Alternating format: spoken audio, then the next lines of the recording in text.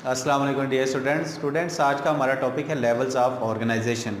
Levels of organisation में हम पढ़ेंगे कि किस तरह से एक इंडिविजुअल हमारे पास एक कंप्लीट ऑर्गेनिज्म किस तरह से बनता है, और डिफरेंट हम ऑर्गेनाइजेशन के लेवल्स पढ़ेंगे, जिसमें सबसे छोटा लेवल, फिर बड़ा लेवल, फिर उससे कम्प्लेक्स से कम्प्लेक्स होता हो एक किस तरह से एक इंडिविजुअल बनता है, जो हम लेवल्स ऑफ ऑर्गेनाइजेशन में पढ़ेंगे।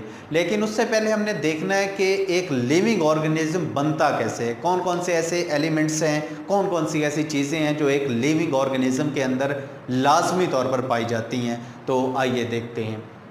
फॉर एग्ज़ाम्पल ये हमारे पास एक इंडिविजुअल है, ऑर्गेनिज्म है, इंसान है। अब देखना है हमने कि ये किस तरह से बने हैं, इस कौन कौन सी ऐसी चीज़ें हैं जो जिन्होंने मिल के ये एक ऑर्गेनिज्म बनाया है। तो सबसे पहले हम देखेंगे कुछ ऐसे एलिमेंट्स हैं जो कि एक लिविंग सिस्टम को बनाते हैं या एक लिविंग सिस्टम के अंदर लाजमी तौर पर पाए जाते हैं, और उन्हें हम बोलते हैं बायो एलिमेंट्स। बायो से मुराद क्या होता है हमारे पास लाइफ, और एलिमेंट से मुराद एलिमेंट्स। ऐसे जो लाइफ के अंदर एलिमेंट्स पाए जाते हैं उन्हें हम बोलते हैं बायो एलिमेंट्स। तो डियर स्टूडेंट्स, हमारे पास जो 92 एलिमेंट्स हैं ये नेचुरली अकरिंग होते हैं। हमारे पास कुदरती तौर पर 92 एलिमेंट्स पाए जाते हैं, लेकिन इन 92 एलिमेंट्स में से सिर्फ 16 एलिमेंट्स ऐसे हैं जिन्हें हम बायो एलिमेंट्स बोलते हैं। बायो एलिमेंट्स इन्हें क्यों बोलते हैं? क्योंकि ये एक लिविंग सिस्टम के अंदर, एक लिविंग ऑर्गेनिज्म के अंदर पाए जाते हैं, एक लिविंग ऑर्गेनिज्म को बनाते हैं। अब देखें, फॉर एग्जाम्पल ये हमारे पास एक इंसान है, तो ये किस तरह से बना होगा? हम डायरेक्ट कह सकते हैं कि ये जो 16 एलिमेंट्स हैं इनका किरदार है एक ऑर्गेनिज्म को बनाने में। तो ये हमारे पास जो 16 एलिमेंट्स हैं इनमें से 6 ऐसे एलिमेंट्स हैं जो कि 99% ह्यूमन का मास बनाते हैं। आउट ऑफ जो हमारे पास 16 एलिमेंट्स हैं, इसमें से सिर्फ 6 ऐसे एलिमेंट्स हैं जो कि एक ऑर्गेनिज्म का 99% मैस बनाते हैं, और जो बाकी हमारे पास 10 एलिमेंट्स बचते हैं वो बाकी 1% एक ह्यूमन का मास या बाकी ऑर्गेनिज्म का मैस बनाते हैं। तो जो डायरेक्ट रोल है वो 16 में से 6 एलिमेंट्स का हमारे पास जो मेजर रोल है वो आता है।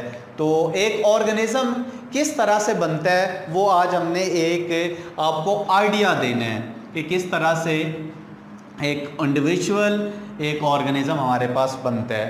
तो हम पढ़ना क्या चाह रहे हैं? लेवल्स ऑफ ऑर्गेनाइजेशन, कि किस तरह कुछ चीज़ें ऑर्गेनाइज होके वो एक इंडिविजुअल बनाएंगी। तो सबसे पहले हमारे पास एक बहुत ही सिंपल लेवल आएगा, उस सिंपल से फिर क्या होगा, ये सिंपल होके थोड़ा सा कम्प्लेक्स हो जाएगा, फिर ये कम्प्लेक्स उससे थोड़ा सा और कम्प्लेक्स हो जाएगा। तो इस तरह से सिंपलिसिटी से कम्प्लेक्सिटी बढ़ती जाएगी, और एट द एंड हमारे पास एक इंडिविजुअल होगा जो कि इंतहाई कम्प्लेक्स होगा। तो वो कैसे कैसे ऑर्गेनाइजेशन होनी है वो हम पढ़ते आने वाले लेक्चर में। सारे जो हमारे पास बायोलॉजिकल ऑर्गेनाइजेशन में लेवल्स हैं वो सारे हम आने वाले लेक्चर में पढ़ेंगे। तो आज की हमारी जो डिस्कशन है वो यही थी कि एक सिंपल से कम्प्लेक्स ऑर्गेनिज्म बनता है। तो वो अब हमने देखना है कि वो कौन कौन से एलिमेंट्स हैं जो कि 99% ह्यूमन मैस बनाते हैं। तो वो जो सबसे पहले हमारे पास आता है वो है ऑक्सीजन। ऑक्सीजन 65% बनाता है, और उसके बाद आता है कार्बन। कार्बन हमारे पास 18% बनाता है, और जो हाइड्रोजन है ये हमारे पास 10% बनाता है, और जो नाइट्रोजन है ये हमारे पास 3% बनाता है, और जो कैल्शियम है हमारे पास ये 2% बनाता है, और जो एंड पे हमारे पास फास्फोरस है ये 1% ह्यूमन मास बनाता है। तो ये टोटल मिला के हमारे पास हो जाता है 99 99% कितने एलिमेंट्स बना रहे हैं? वो हमारे पास 6 जो एलिमेंट्स हैं, जो मेजर एलिमेंट्स के नाम से भी जाने जाते हैं, वो क्या बनाते हैं? 99% किसी भी ऑर्गेनिज्म का बनाते हैं। तो अब हमने देखना है कि जो बाकी 10 एलिमेंट्स बचते हैं वो कौन से हैं। उनमें हमारा मैग्नीशियम आएगा और जो क्लोरीन है, इस तरह से का उन्हें हम ट्रेस एलिमेंट्स के नाम से जानते हैं कि वो हमारे पास होते हैं ट्रेस एलिमेंट। क्यों ट्रेस होते हैं? कि वो बहुत ही थोड़ी मिकदार में पाए जाते हैं किसी भी ऑर्गेनिज्म के अंदर। हमारे पास वो क्लोरीन होगा, मैग्नीशियम होगा। तो इस तरह से वो बुक में आपके पास परसेंटेजेस गिवन है जो MCAT पॉइंट ऑफ व्यू से आपने तैयार करनी है। और ये जो हमारे पास ये वाला क्वेश्चन है, ये शॉर्ट क्वेश्चन के तौर पर बोर्ड के क्वेश्चन में पूछा जाता है कि what are 6 bio elements account for 99% of human mass. तो ये आपने तैयार करना है। और अब हमने देखना है कि किस तरह से एक ऑर्गेनिज्म के अंदर कम्प्लेक्सिटी का होना ज़रूरी है। देखें,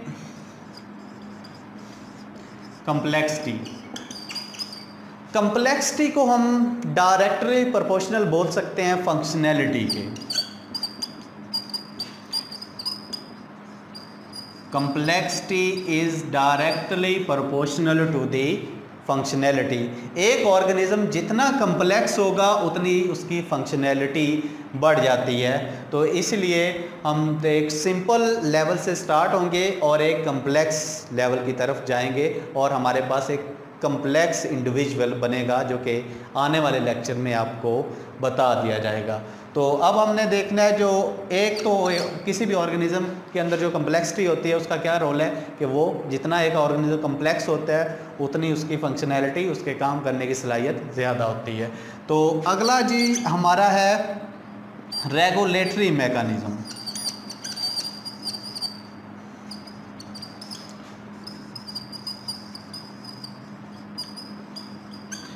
जी, तो किसी भी ऑर्गेनिज्म के अंदर जो रेगुलेटरी मैकेनिज्म होता है वो बिल्ट इन होता है।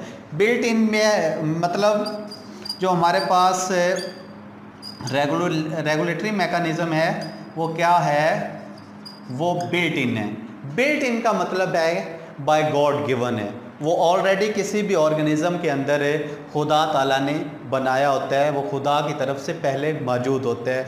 और कुछ चीज़ें ऐसी हैं जो कि हम एनवायरनमेंट से लर्न करते हैं, जैसा कि हमारे पास इंटेलिजेंस है। एक इंसान जितना ज़्यादा सीखता है उसकी उतनी ही इंटेलिजेंस इंप्रूव होती है। लेकिन कुछ सिस्टम्स ऐसे हैं जो कि बाय गॉड बिल्ट होते हैं, जैसा कि हमारा नर्वस सिस्टम है, ब्रेन है, ये गॉड बिल्ट है। और बाकी और भी जो हमारे पास हमारे बॉडी का डिफेंसिव मैकेनिज़्म होता है। और इसके अलावा हम फ़र्ज़ कर लेते हैं जो हमारी बॉडी का जो टेम्परेचर है वो 37 ही रहता है। ये ऐसा क्यों है? ऐसा क्यों है? क्योंकि हमारे अंदर एक ऐसा सिस्टम बिल्डअप किया गया है जिसके ज़रिए से जो टेम्परेचर है, चाहे वह हमारी एटमॉस्फेयर का, हमारे इन्वायरमेंट का चेंज भी हो जाए, तो जो हमारी बॉडी का टेम्परेचर है वो 37 ही रहना। क्यों रहना है? क्योंकि एक हमारे अंदर सिस्टम बिल्टअप किया गया है जिसके तहत जो हमारी बॉडी का टेम्परेचर है 37 ही रहते हैं। तो इस तरह से कुछ ऐसे सिस्टम्स हैं जो लिविंग ऑर्गेनिज्म के अंदर बिल्ट इन होते हैं, बाय गॉड गिवन होते हैं। और कुछ चीज़ें ऐसी हैं जो हम इन्वायरमेंट से लेते हैं और कुछ मॉडिफिकेशंस भी अपने अंदर ला सकते हैं। तो जो अगला एक ऑर्गेनिज्म के लिए सिस्टम होता है वो हाईली स्ट्रक्चर्ड ऑर्गेनिज्म होता है। Highly structured. जी, तो हमारे पास जैसे कि हम ह्यूमन की एग्जांपल लेते हैं तो काफ़ी सारी चीज़ें जो हाईली स्ट्रक्चर है, जैसे कि हमारे सेल्स के अंदर कुछ ऑर्गेनेलिस हैं। उन ऑर्गेनेलिस के अंदर जाके जब हम देखते हैं तो उनके अंदर भी काफ़ी सारी स्ट्रक्चर हमें देखने को मिलती हैं। तो उन स्ट्रक्चर के डिफरेंट फंक्शन हो सकते हैं, जैसा कि हमारे पास हम माउथ से स्टार्ट होके एंड तक जाएँ तो क्या होगा, माउथ से लेकर एंड तक बॉडी के जब हम देखते हैं तो इसके अंदर काफ़ी सारी आपको स्ट्रक्चर नज़र आती हैं जो कि हाईली कोऑर्डिनेटेड हैं। ये स्ट्रक्चर हाईली स्ट्रक्चर्ड क्या हैं, हाईली कोऑर्डिनेटेड है। ऐसे नहीं है कि हमारे पाँव में एक ज़ख्म लग जाए तो पूरी बाकी जो बॉडी है वो पूरी की पूरी पुरसकून होके रह सकती है, ऐसा नहीं है।